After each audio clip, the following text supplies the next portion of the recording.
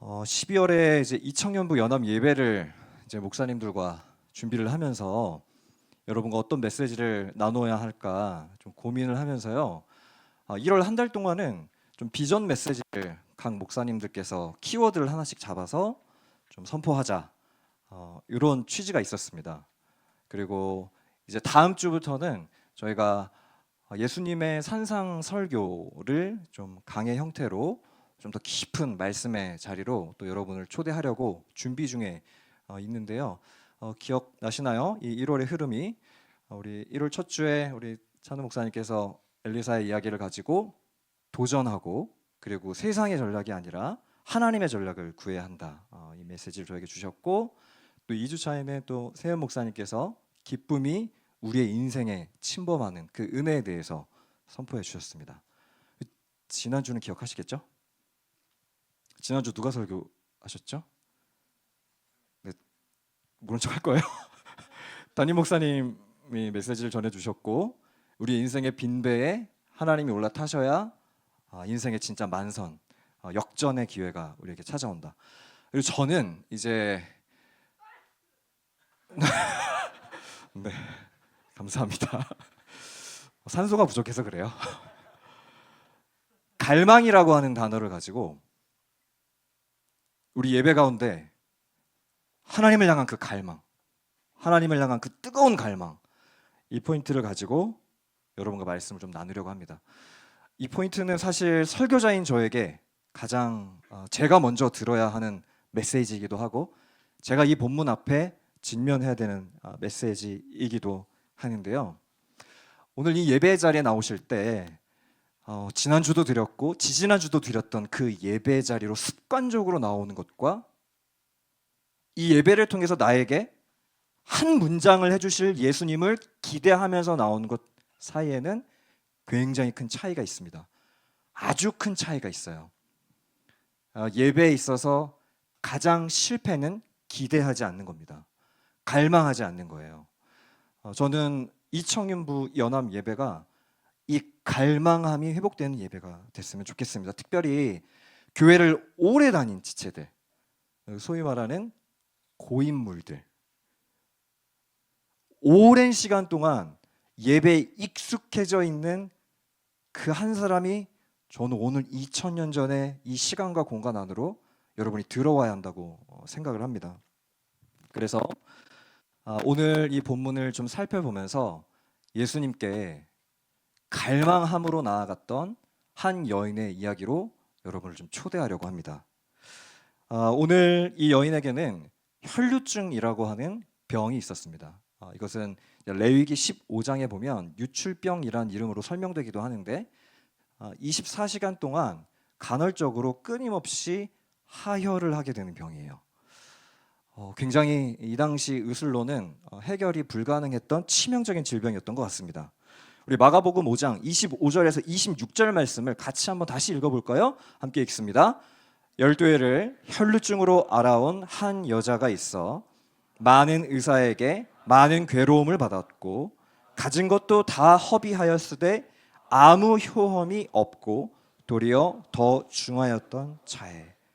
당시 의술로는 불치병이었습니다. 그리고 돈을 다 쓴 것 같습니다. 그리고 이제 지칠 대로 지쳐 있었으면 상태가 점점 나빠집니다. 그리고 12년 동안 저는 악성 빈혈에 시달렸을 것 같아요. 굉장히 힘든 몸의 연약함이었던 것 같습니다. 그리고 사실 이 질병이 더욱더 치명적이었던 것은 당시 유대 사회의 정결법으로 여성이 하혈을 하는 것은 부정하다라고 하는 인식이 있었습니다.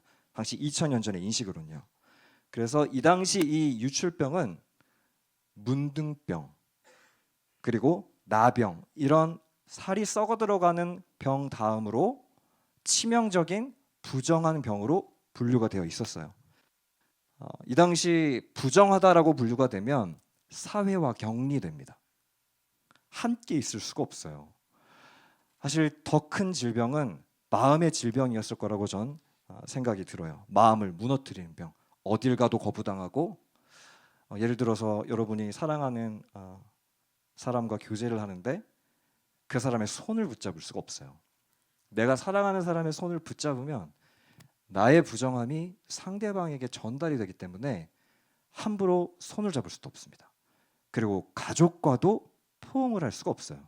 사실 이 유출병은, 이 혈루병은 사회적인 질병이었습니다. 더 이상 다른 길이 없고 또 미래에 대한 완전한 절망의 상태에 빠져 있었던 이 여인. 저는 사실 오늘 이 여인이 대단한 믿음, 참 저 여인은 어떻게 예수님께로 갔을까? 대단한 믿음이기도 하지만 저는 반대로 다른 길이 없었던 사람인 것 같아요. 더 이상 인생에 다른 해결 방법이 없었던 사람. 여러분, 우리가 왜 기도 안 하는지 아세요? 힘이 없어서 기도 안 하는 게 아니라 여전히 힘이 남아 있어서 기도를 안 하는 겁니다. 왜 우리의 예배가 무기력하고 권태에 빠지는지 아세요? 예배의 대상에 분명한 인식이 없기 때문에 그렇습니다. 힘이 남아 있고 내가 예배하는 대상에 대한 분명한 인식이 없으면 예배가 안 됩니다. 오늘 이 예배는 찬양팀, 설교자, 그리고 기도회 모든 흐름의 문제가 아니라 사실 예배드리는 그 마음의 중심의 문제예요. 혈루병 여인은 알았습니다. 내 인생에 다른 길은 없다.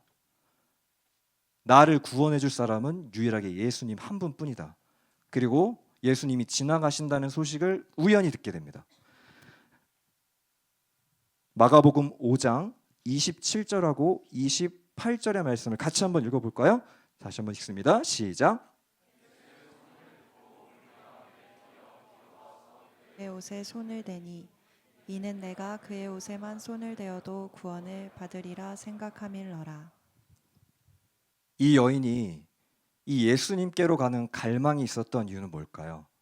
그리고 이 여인에게서 오늘 우리가 이 예배의 시간 우리에게 도전해 주시는 하나님의 음성은 뭘까요? 전 두 가지 정도로 여러분과 기도 제목으로 사실 나누고 싶은데요. 첫 번째로는 단 한 번의 접촉이 가진 힘을 갈망하셔야 됩니다. 단 한 번의 접촉이 가진 힘을 갈망하셔야 돼요. 12년 동안 아무런 변화가 일어나지 않았습니다. 그리고 그때 예수님에 대한 소식을 듣습니다. 갈망이 일어납니다. 나도 변하고 싶다. 이대로 살고 싶지 않다. 여기서 옷에만 손을 대어도 구원을 받으리라 생각함 일러라. 생각함 일러라라고 하는 이 단어가요. 엘레게라고 하는 헬라어 단어인데 이 단어는 적극적이고 능동적으로 되뇌어서 여러 번 곱씹어 반복하는 생각을 의미합니다. 사람의 행동은 그 기저에, 그 밑바닥에, 그 뿌리에 생각이 있어요. 성경은 이 생각을 굉장히 중요하게 여깁니다. 예수님을 팔았던 가롯 유다에게 사탄이 예수를 팔 마음, 생각을 집어 넣었더라. 예배를 드리고 있는 우리의 마음에도 보통 성인의 집중력이 한 3분에서 한 5분 정도 된대요. 그 짧은 집중력이 끝나고 나면 순간적으로 이 예배의 자리에서도 우리의 생각으로 침범해 들어오는 엄청난 두쫑쿠 진짜 맛있다는데 또 가서 사 먹을까? 그 릴스 자꾸 생각나고. 생각이라고 하는 건요, 행동으로 우리의 반응을 일으켜냅니다. 여인은 생각을 했어요. 단 한 번의 접촉이 그 힘이 내 인생을 변화시킬 수 있다. 여러분에게 지금 이 예배 자리에 나온 여러분에게 이 갈망이 있습니까? 단 한 번의 접촉이 오늘 이 예배를 통해서 바뀔 수 있다는 그 갈망, 그 확신. 저는 이것이 군중과 이 여인의 결정적 차이라고 생각해요. 군중이 막 몰려 있었기 때문에 군중들도 예수님을 터치했단 말이에요. 스쳐 지나가면서 만졌을 거라고요. 근데 어떤 군중에게는, 어떤 무리에게는 어떤 능력도 나타나지 않았지만 오직 이 한 여인에게만 그 터치가 영향력으로 삶의 변화를 이끌어내요. 전 이것이 우리의 마음의 중심이어야 된다고 생각합니다. 제가 말하는 이 갈망은요, 손을 들고 찬양하고 눈물을 흘리고, 이것은 반응입니다. 누군가의 예배는 아주 잠잠하고 굉장히 고요한 것처럼 보이지만 마음속 안에는 폭풍처럼 강력한 예배가 있어요. 누군가의 겉모습을 보고 예배를 판단하지 마십시오. 그 한 사람의 예배에 어마어마한 마음의 중심에 힘이 있어요. 그리고 어떤 누군가에게는 손을 들고 주님 앞에 나가는 갈망이 있기도 하고요. 이 여인은 굉장히 그 액션이 컸던 사람인 것 같아요. 그리고 이렇게 생각했던 겁니다. 예수님께 가면 변한다. 이 레위기의 정결법에 보면 부정한 자가 터치하면 부정이 전가됩니다. 그런데 유일하게 레위기에서 터치해도 부정함이 전달되지 않는 게 딱 하나 있어요. 성막에 있는 제단입니다. 제단은 터치해도 나의 부정함이 전염되지 않아요. 이 성전과 제단의 거룩함과 영광이 오히려 나를 압도합니다. 저는 이 여인의 마음 가운데 그런 신앙 고백이 있지 않을까, 설교자적 상상력을 동원해서 이런 생각을 해봤어요. 이 성전과 성막과 제단은 장차 오실 예수님을 상징하는 모델하우스입니다. 예표예요.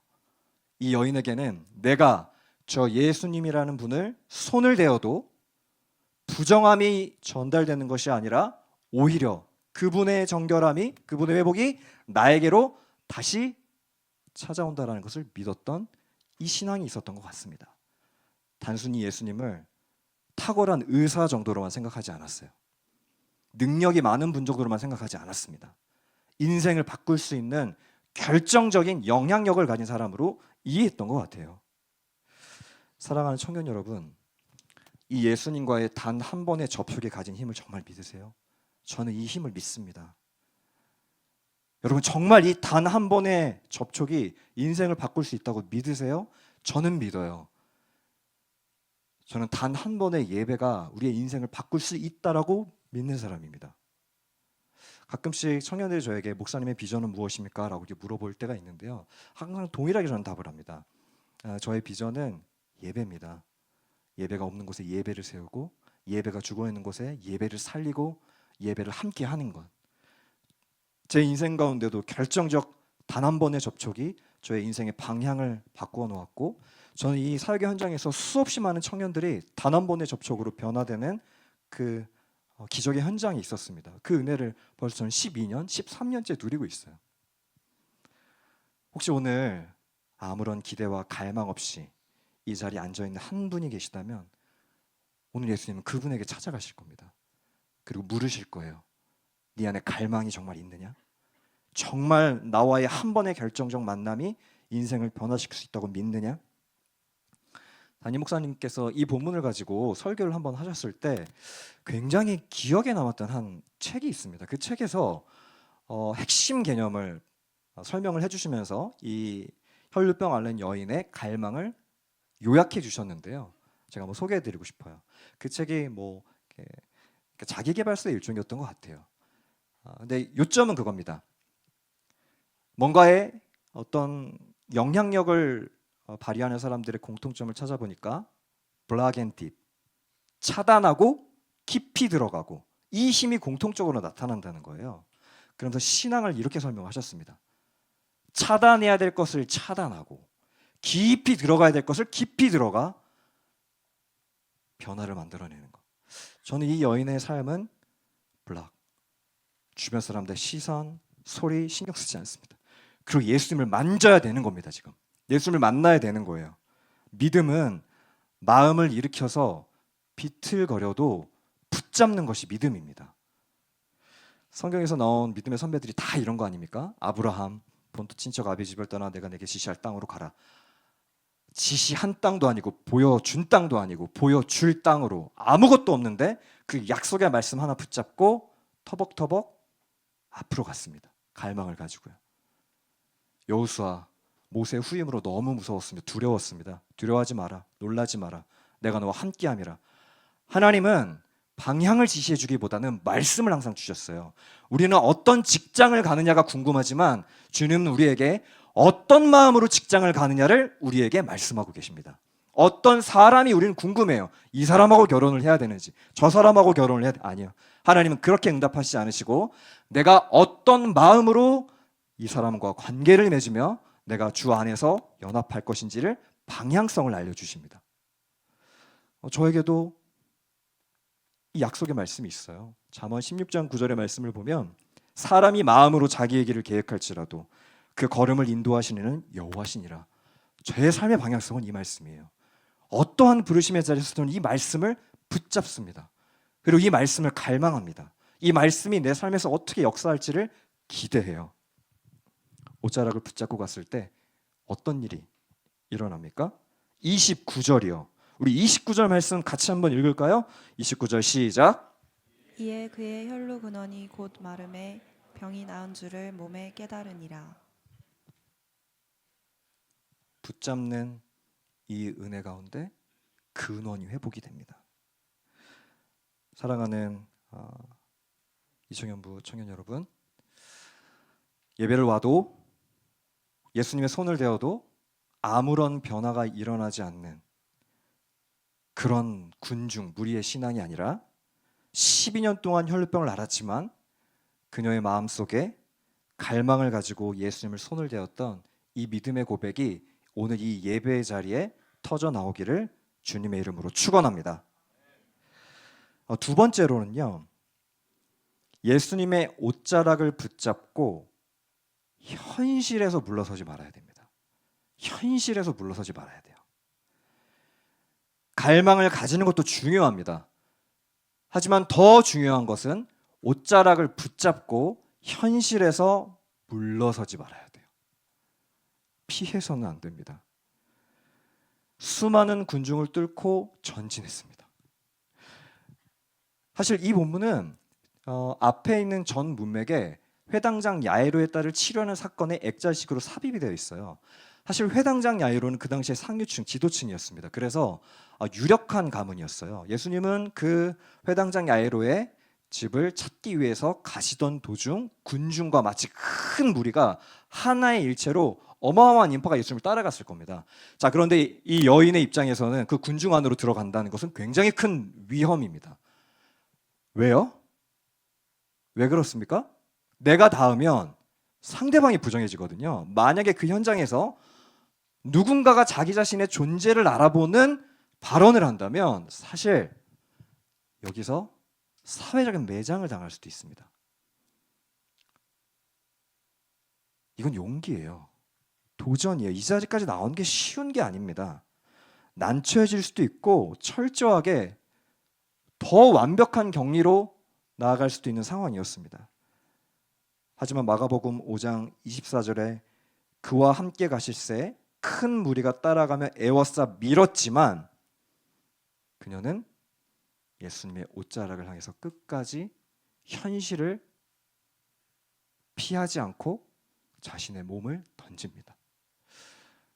저는 이 청년부 지체들의 이 청년회 때에 이 신앙의 정점의 훈련이 필요하다고 생각합니다. 현실을 마주해야 되는 큰 산이 있지만 이 짐을 내려달라고 기도하기보다는 하나님, 이 짐을 짊어지고 갈 수 있는 강한 어깨를 주십시오. 그리고 그 현실을 돌파할 수 있는 믿음을 주십시오. 여러분이 있는 그 골방에서 그리고 안주함이라고 하는 안전지대에서 나와야, 그 안전지대에서 나와야 예수님의 옷자락을 잡아야 우리의 삶에는 변화가 일어납니다. 근원적인 이 해결이 일어나는 방식을 사실 저는 조금 더 살펴보고 싶은데요. 아서 클라이먼의 우리의 아픔에는 서사가 있다라는 굉장히 좀 유명한 책이 있습니다. 누구나의 아픔에는 스토리가 다 있다는 거예요. 그 책의 일부분이 이런 내용이 나와요. 우리는 망가진 신체가 퍼붓는 공격을 이겨내기 위해 매일같이 분투한다. 그러나 우리의 고통은 침묵 속에서 처참히 외면당한다. 하지만 우리의 질병엔, 여기 한번 잘 들어보세요, 그만의 의미가, 삶의 서사가 숨겨져 있다. 여기서 문제는 몸이 아닌 우리의 삶이다. 몸이 아니에요. 이 여인의 12해 혈루증은 몸의 문제가 아니라 사실 삶의 문제였습니다. 마음도 망가져 있고 관계도 망가져 있고 그의 모든 상한 심령에 완벽한 공감을 하시는 예수님의 회복의 방식.